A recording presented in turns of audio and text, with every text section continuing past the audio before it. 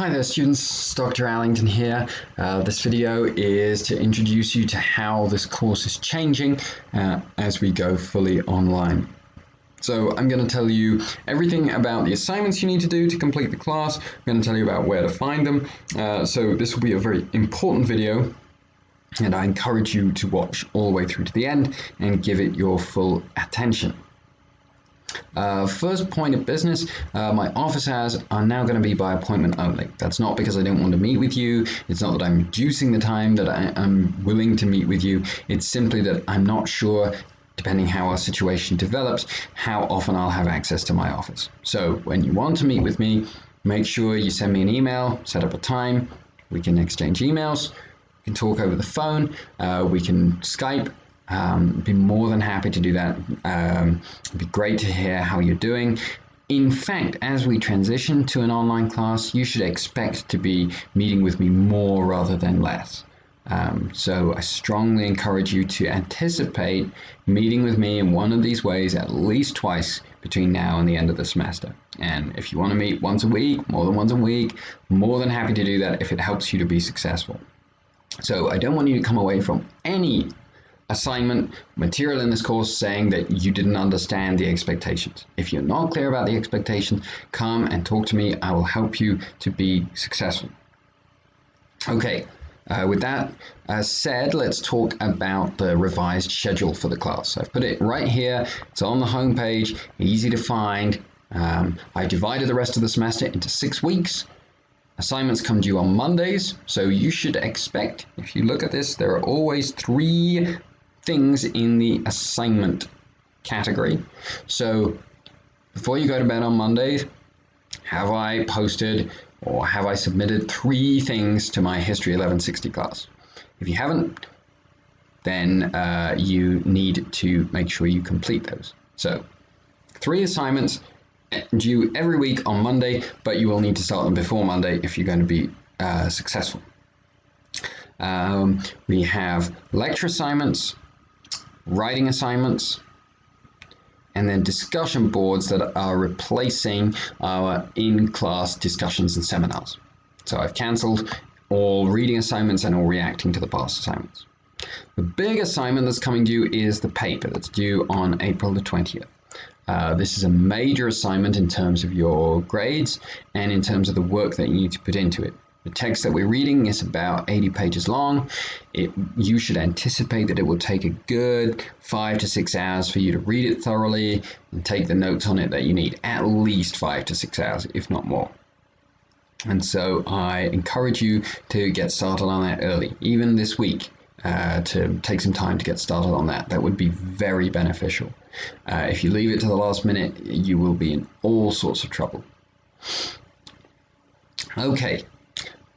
Where do we find these assignments? Where do we find the material that we need to learn in order to do the assignments? We find them in the class materials and assignments folder that's right here. And then when you scroll down, you come to the week in question. We're going to look at the Industrial Revolution just as an example. Here you have the lecture assignment questions. These have not changed. You still need to do 8. When you've picked which one you're going to do, you post it under the right forum, the forum that corresponds to this date, and you probably have to scroll down to find the right one. See, I went a little too far. It's right here. Click into this, create a thread, paste your assignment, all done. So we want 8 of those by the end of the semester. Some of you are already finished, which is fantastic, but a lot of you still have 4 left to do. Next, we have the weekly discussion. This is the really new component to the class, and it's because we can't meet in person to discuss the primary sources. We're going to discuss them in online forums instead. So you read the sources that are in the source book. It's available in the class texts tab, or it is available in the physical copy you received on the first day of class. You write detailed answers to 2 of these questions, and then you post to the discussion board. And for some of you, this will be old news. This takes you straight to the discussion board. You have to create a thread and post your own answer before you view what anyone else has said. And then you have to comment twice by the end of the week. how am I going to be grading these discussions? I have provided the rubric. You get to it through grading information, and then it's over here that you pull up the rubric. So we have a number of categories. We have 5 categories. Timeliness. This is one that a lot of online students get wrong. I think they think that because the assignment isn't due to be completed until Monday night, they can wait until Monday night to start it.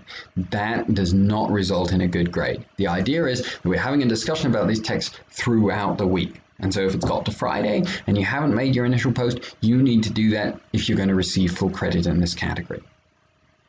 Readings and resources and context. Are you including at least one direct quotation from the source in your initial post?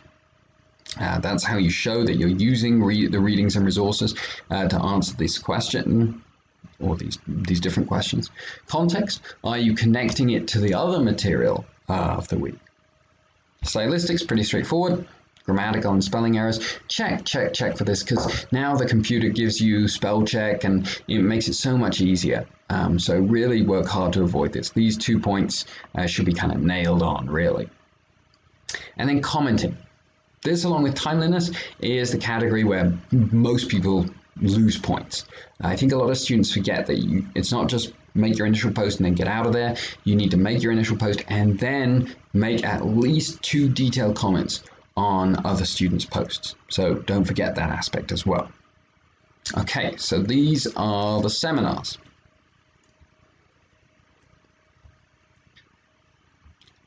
Move back.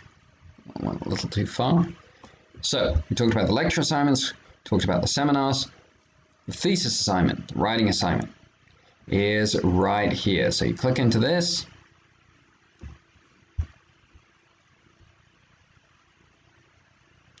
You can write your submission, you can browse your computer and upload a file. The assignment is linked right here. Pull it up like this. And there you have it. It's available for you to work through. Now, the writing assignments are in some ways one of the least intuitive parts of the class. So again, I expect you to ask me for help on these. If you want to do well, you're probably going to need to ask me for help, unless you've done assignments like this before, which I know some of you have. Then the rest is pretty straightforward.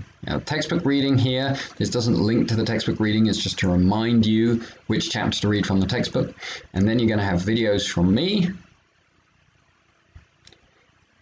PowerPoints. The PowerPoints will have a little more text on them than normal. They're kind of a supplement to the textbook. And then you have some videos from YouTube that I've pulled that I think will be most helpful for you in understanding these topics. So there you have the content and you have the assignments. I hope this all makes sense to you. Again, please let me know anything that doesn't make sense. Let me know if I can help you with anything going forward. As I say, I hope you're doing well in case you're interested.